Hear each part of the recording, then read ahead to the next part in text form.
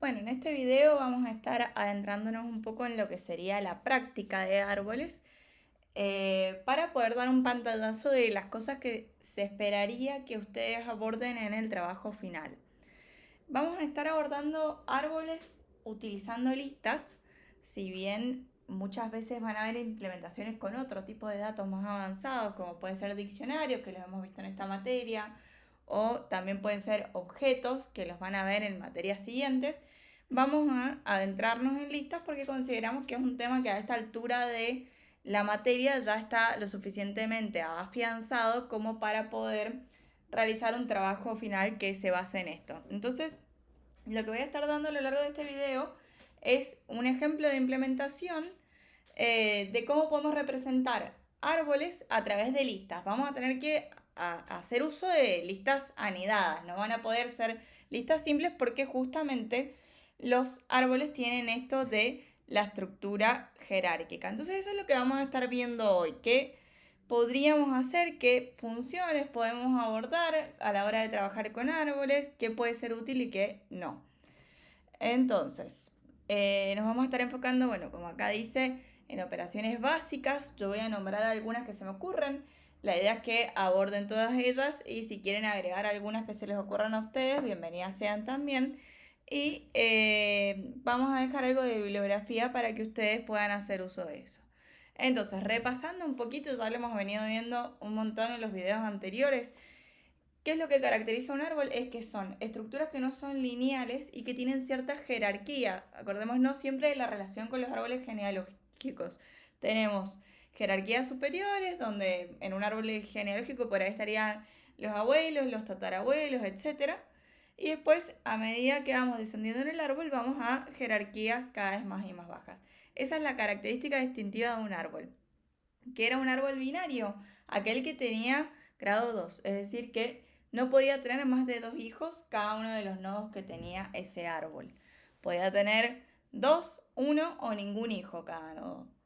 Entonces, ¿para qué íbamos a usar estos árboles? Principalmente para algoritmos de búsqueda, porque ya quedó demostrado en los videos anteriores que optimizan una barbaridad las búsquedas. Porque no tenemos que hacer tantas comparaciones como si nos manejáramos simplemente con listas planas de Python. Las propiedades ya las veníamos viendo. Vamos a tener un nodo raíz que va a ser como el padre de todo el árbol, si se quiere. De ahí surge todo el árbol hacia abajo. Va a ser el de mayor jerarquía. Y después vamos a tener los nodos hojas, que son todo lo contrario. Los que ya no tienen hijos son los que están abajo de todo el árbol. Y tiene distintas propiedades como la altura, ya habíamos visto el grado, un montón de propiedades que vimos en los videos anteriores. También estuvimos hablando de subárboles y eso lo vamos a utilizar un montón ahora que estamos hablando de las listas anidadas. Y siempre vamos a tener, como estamos hablando de árboles binarios que tienen ramificaciones dicotómicas, vamos a tener un subárbol izquierdo y un subárbol derecho. Entonces, van a encontrarse, yo esto lo dejo acá para que ustedes sepan por si ven algo de información en otro lenguaje o en el mismo Python y dicen, che, pero esto se aborda con objetos en realidad o con diccionarios. Sí, es verdad, se puede abordar con objetos o con diccionarios, pero a fines de la investigación que vamos a llevar en el marco de esta materia, lo vamos a abordar con listas porque, como dije antes, es el concepto que mejor tenemos afianzado en este momento. Entonces nos vamos a enfocar en intentar representar un árbol con listas. ¿Qué vamos a tener que representar de cada nodo? Vamos a tener que representar su valor, acá lo dice, su valor, y todo lo que sería el subárbol izquierdo y el subárbol derecho. Vamos a representarlo en ese orden. El primer elemento de la lista va a ser el valor del nodo, el segundo elemento va a ser el subárbol izquierdo y el tercer elemento el subárbol derecho. Vamos a desarrollar el trabajo con Python 3, puede ser 3. La versión que ustedes tengan, siempre y cuando sea Python 3, no importa cuál de las versiones ustedes eligen, en todas va a funcionar igual. Y vamos a representarlos con listas e intentar a raíz de eso desarrollar funciones que nos puedan ser útiles para trabajar con árboles. Bueno, esto ya lo dije recién. ¿Cómo la vamos a representar? Vamos a tener que tener el valor del nodo, quién es el subárbol izquierdo y quién es el subárbol derecho. Entonces veamos un ejemplo. vamos a empezar por este ejemplo. Este es un ejemplo sencillo donde tenemos un árbol que contiene 3 nodos. Entonces tenemos el nodo raíz, que en nuestro caso es 50, y ese nodo tiene 2 hijos. Tiene un hijo izquierdo y un hijo derecho. Entonces, ¿qué es lo que nos dice esta teoría de cómo representar árboles con listas? Bueno, vamos a tener que hacer una lista que de por sí va a tener que tener 3 elementos, porque empiezo con el primer elemento va a ser el valor del nodo, el segundo elemento el valor del subárbol izquierdo y el tercer elemento el valor del subárbol derecho. Entonces, eso es lo que está representado en la derecha. Vemos que si nos fijamos en la lista más externa de todas, vamos a ver que tenemos el primer elemento es 50, porque ese es el valor del nodo. El segundo elemento es el subárbol derecho, que ya nos vamos a poner en detalle a ver qué significa esto que está acá. Y el tercer elemento es el subárbol derecho. Entonces, veamos de qué se trata el segundo elemento. Dijimos que era el subárbol izquierdo. Bueno, ¿por qué hablamos de subárbol? Porque a su vez, este segundo elemento, como es un subárbol, tiene que ser una lista también. Y tiene que seguir esta misma estructura que veníamos siguiendo. El primer elemento es el valor del nodo, el segundo elemento es el valor de su subárbol izquierdo y el tercer elemento el valor de su subárbol derecho. Pero ¿qué pasa con el 30? Si nos fijamos, no tiene hijos. Pero para decir explícitamente que ese nodo no tiene hijos, lo que hacemos es colocar listas vacías. ¿Por qué hacemos esto? Porque si yo pongo únicamente un 30, puede prestar a la confusión. Puede decir, bueno, ¿qué significa este 30? ¿Significa que no tiene hijos? ¿Significa que el número que le sigue es su hijo o es un nodo aparte? Entonces respetamos esta estructura. Por más que no tiene hijos, ocupamos el segundo y el tercer lugar como listas vacías. Y si nos vamos al tercer elemento de la gran lista, que sería esta línea que está acá, vamos a ver que hacemos exactamente lo mismo. El valor del nodo es 70. ¿Tiene hijo izquierdo? No, pero voy a colocar una lista vacía. ¿Tiene hijo derecho? No, pero voy a colocar una lista vacía, como para dejar el lugar, como decir, bueno, si en algún momento agrego un hijo, simplemente tengo que llenar esta lista y seguimos. Ahora bien, podemos tener representaciones un poquito más complejas. Supongamos que tenemos este árbol. Ya estamos hablando de más cantidad de niveles, de más ramificaciones, porque tenemos hijos, nietos, etc. Pero nos concentramos primero que nada, partimos de la raíz y decimos, bueno, siempre cuando represente un árbol voy a tener que representar una lista de listas donde el primer elemento va a ser el valor del nodo. Entonces por eso está esta acá. Si se fijan, la A está entre comillas porque el valor del nodo es un string y Python, para interpretar que le estamos pasando un string, lo tenemos que pasar entre comillas. Entonces, ese es el valor del nodo. Ahora, el segundo elemento va a ser todo el subárbol izquierdo. ¿Hasta dónde llegará el segundo elemento? Bueno, hasta donde termina la coma. O sea, todo esto que está acá es el segundo elemento y es lo que representaría el subárbol izquierdo. Y el tercer elemento, que es todo esto que está acá, es lo que representaría el subárbol derecho. Entonces veamos, vayamos por el subárbol izquierdo primero. Bueno, estoy ahora analizando esto, o sea, si yo me paro en el subárbol izquierdo, el nodo raíz de ese subárbol es la letra B. Entonces, el valor del nodo es B y por eso está puesta esta B, que sería el primer elemento de esa sublista. Ahora bien, me voy al segundo elemento y veo que ahí tendría que poner el subárbol izquierdo de B. O sea, tengo que bajar, ya había bajado hasta acá, ahora tengo que bajar hasta acá al nodo D. De nuevo voy con el valor del nodo, que es D, y lo que nos pasaba recién, D no tiene hijos, entonces le pongo las listas vacías. Perfecto. Lo mismo hago cuando bajo al subárbol derecho con E y ahí me quedó todo ese gran subárbol izquierdo.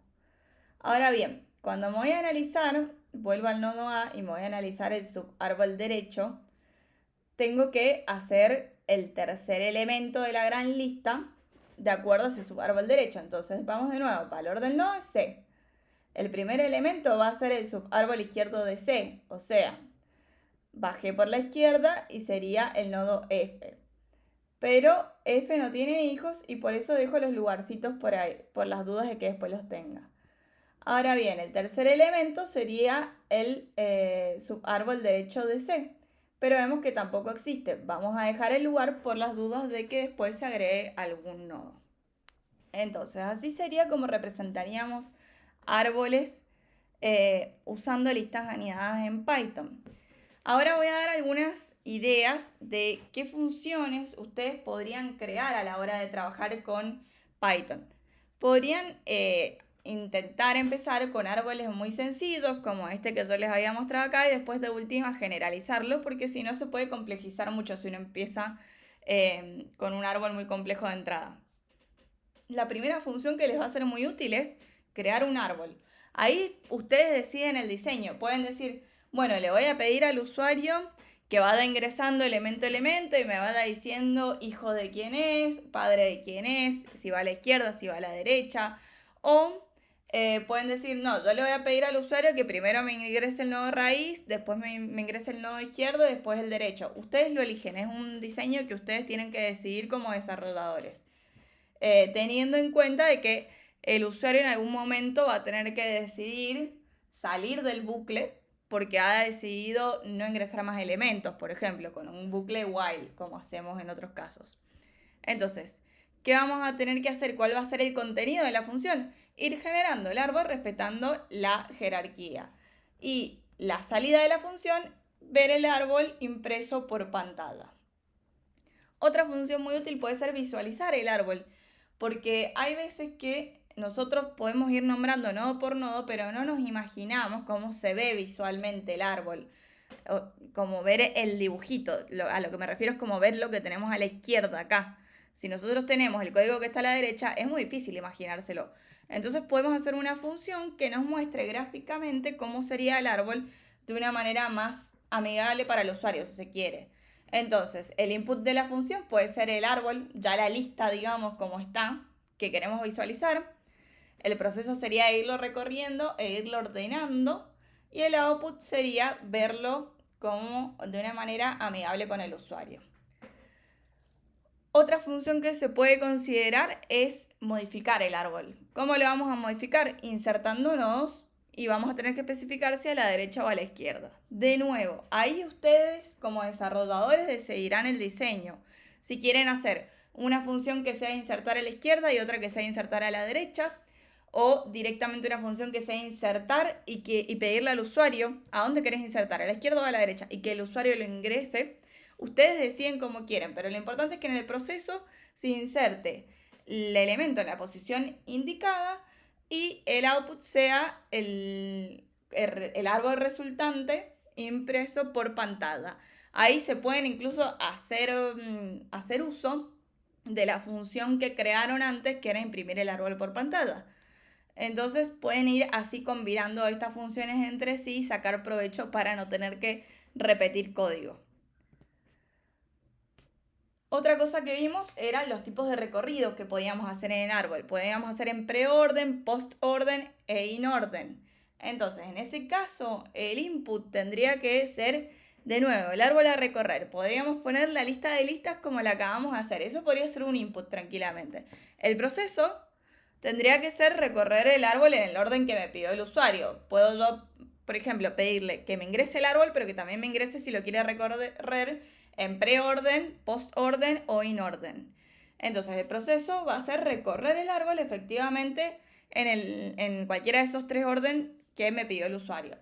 Y el output va a ser los nombres de los nodos en el orden estipulados. Puede ser un string, puede ser una lista, puede ser el tipo de datos que ustedes consideren, siempre y cuando se respete el orden que pidió el usuario.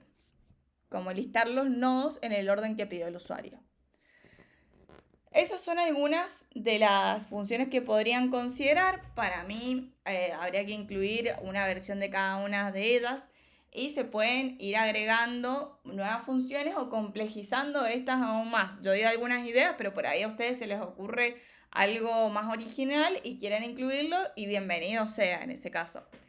Entonces, bueno, ventajas de usar listas, porque por ahí va a surgir esa pregunta, ¿por qué estamos usando listas si me dicen que se suele usar objetos o se suele usar diccionarios? Bueno, primero que nada, objetos no lo vamos a usar por una cuestión de que no lo hemos visto en la materia. Yo sé que muchas personas pueden conocerlo de otras materias, pero o de otros cursos que han tomado, pero lo van a ver más adelante en la carrera. Entonces, llegado el caso, cuando lo vean más adelante, pueden hacer el ejercicio de reintentar rehacer estas funciones, pero con objetos. Y diccionarios, si bien lo hemos visto en la materia, lo hemos visto hace muy poquito. Entonces, como listas quedaba afianzado, vimos que tenía esta serie de ventajas porque es conceptualmente más sencillo, no es tan complejo, estamos empezando a programar en Python, entonces está ideal para manejarse con listas.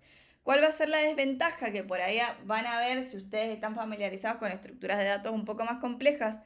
Bueno, no van a ser por ahí tan flexibles las listas, son más difíciles de leer por una cuestión de que cada vez que va creciendo el árbol y se va haciendo más y más complejo, vamos a ver cada vez listas más anidadas, entonces son más difíciles de leer a nivel visual y de acceder a los elementos. Por eso es que cuando uno avanza en cuanto a contenido, se prefiere hacer en diccionarios o en objetos, pero con listas van a estar bien.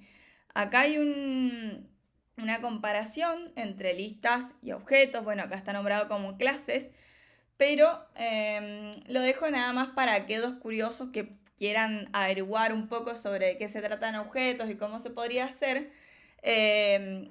Básicamente se prefiere a veces objetos porque tiene más escalabilidad, es más fácil de mantener eh, y es más fácil de actualizar un árbol en el sentido de agregar un nodo, eliminar un nodo, pero lo que se exige con este trabajo es que se hagan con listas. O sea, más allá de si ustedes ya traen conocimiento de diccionarios, objetos, clases, como le quieran decir, se exige que el trabajo se entregue armando los árboles como listas anidadas.